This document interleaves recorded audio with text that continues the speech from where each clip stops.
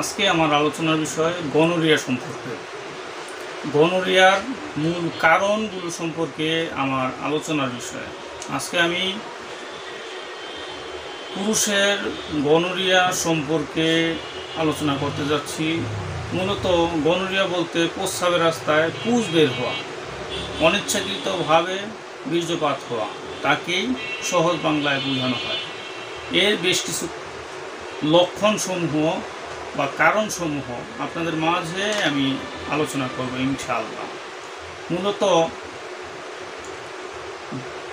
অধিকাংশ ক্ষেত্রে এই রোগ বিভিন্ন প্রকার অপকর্ম, তাছাড়া ব্যভিচারিণীর সঙ্গে যৌন মিলন এর কারণে এই রোগ সৃষ্টি হয়ে থাকে। মূলত যেমন সুজাক বা আক্রান্ত মহিলাদের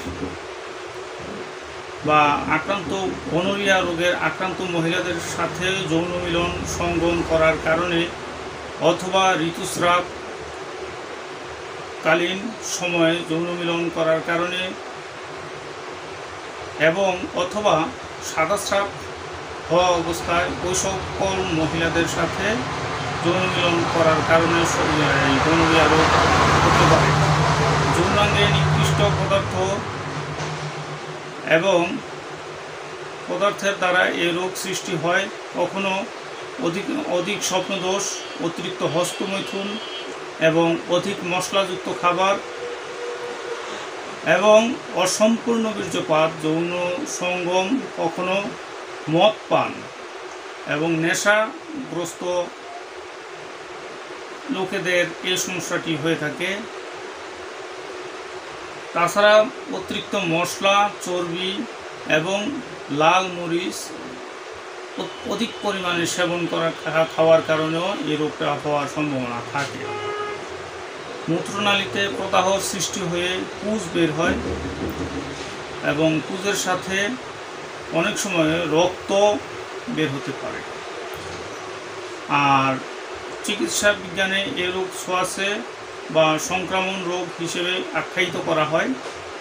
এটি খুবই খারাপ একটি রোগ, যা কিনা অধিকাংশ বিলাসী যুবক এ রোগে আক্রান্ত হয়ে তার পবিত্র জীবনকে ধ্বংসের দিকে টেনে নিয়ে যায়, যার পরিণতি তাদের সন্তানদের উপরও করে থাকে। তাই খুব সতর্কভাবে এ রোগ হলে একজন অভিজ্ঞ ইউনানি আয়ুর্বেদিক চিকিৎসকের পরামর্শ গ্রহণ করে অতি সত্বর চিকিৎসা গ্রহণ করার অনুরোধ জানাচ্ছি। আর যদি অতি প্রয়োজন হয়ে যায় তাহলে আমার চেম্বারে চলে আসবেন। ভুলতা গাউসিয়া রূপগঞ্জ, নারায়ণগঞ্জ।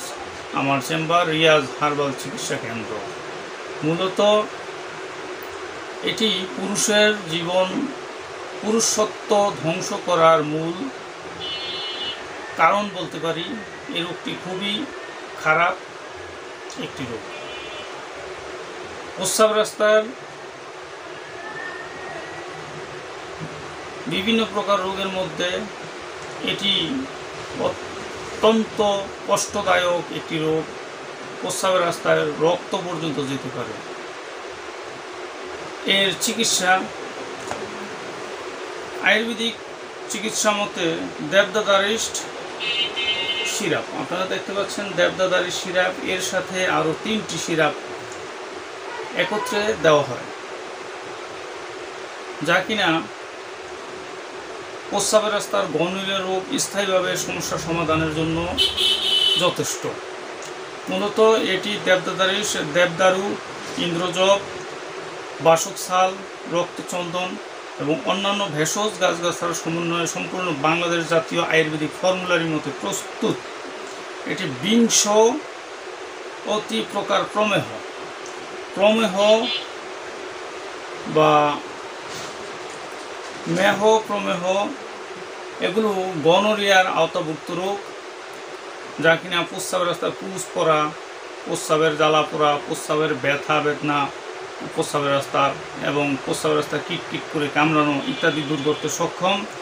যেমন বাত রোগ এর ব্যথা দূর করতে সক্ষম। দৌদ্রু বা দাউদের জন্য কাজ করে। চর্মরোগ, বিভিন্ন প্রকারের খাজলি, পেঁচড়া, দাউদ, একজিমা, ব্রণ, ফুসকুড়ি, আটিগ্রে, বিবর্ণতা, চুলকানি, অ্যালার্জি এগুলোর ক্ষেত্রে কাজ করে।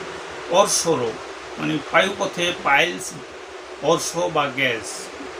মূত্রকিচ্ছতা, প্রস্রাবের রাস্তায় কিটকিট কিটকিট করে কামড়ায়, প্রস্রাব ক্লিয়ার না হওয়া, প্রস্রাবের পরিমাণ অল্প হওয়া, এই ওষুধটি প্রস্রাবের পরিমাণ বৃদ্ধি করে। এর সাথে আরও 3টি ওষুধ একত্রে সেবন করতে দিলে আল্লাহর রহমতে গনোরিয়া রোগ স্থায়ীভাবে সমাধান হয়ে যায় ইনশাল্লাহ। কিন্তু মূলত আপনাদেরকে একটি কথা না বললেই নয়, আমার কাছে যারা চিকিৎসা নেওয়ার জন্য ইচ্ছুক আমার চেম্বারে সরাসরি চলে আসবেন। আমি কুরিয়ার সার্ভিসের মাধ্যমে ওষুধ পাঠাতে অনিচ্ছুক।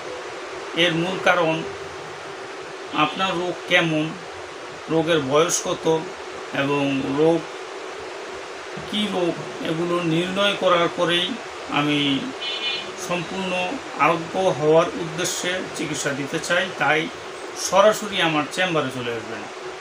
কারণ সময়ের চাইতে জীবনের মূল্য বেশি।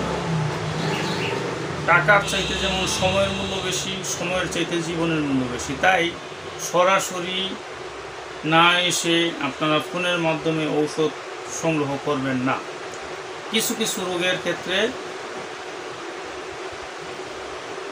দূর থেকে কুরিয়ার সার্ভিসে ওষুধ পাঠানো যায়, কিন্তু এমন কিছু রোগ যেমন গনোরিয়া রোগ বা সিফিলিস রোগ, এই জাতীয় কিছু কিছু রোগের ক্ষেত্রে সরাসরি না আসলে এর সমাধান দেওয়া সম্ভব না। আরেকটি কথা না বললেই নয়, আপনাদের এই রোগটি কমপক্ষে 2 থেকে 3 মাস একাধারে ওষুধ সেবন করতে হয়। কিন্তু আপনারা 15 দিনের ওষুধ নিয়ে সেবন করে যখনই দেখেন কমে গেছে তখনই আপনার ওষুধ বন্ধ করে দেন।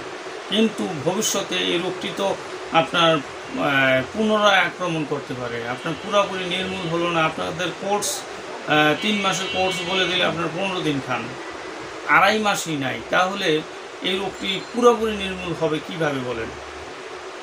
আমার ভিডিওটি যদি আপনাদের ভালো লাগে লাইক, কমেন্ট, শেয়ার করবেন এবং সাবস্ক্রাইব করবেন। আল্লাহ হাফেজ।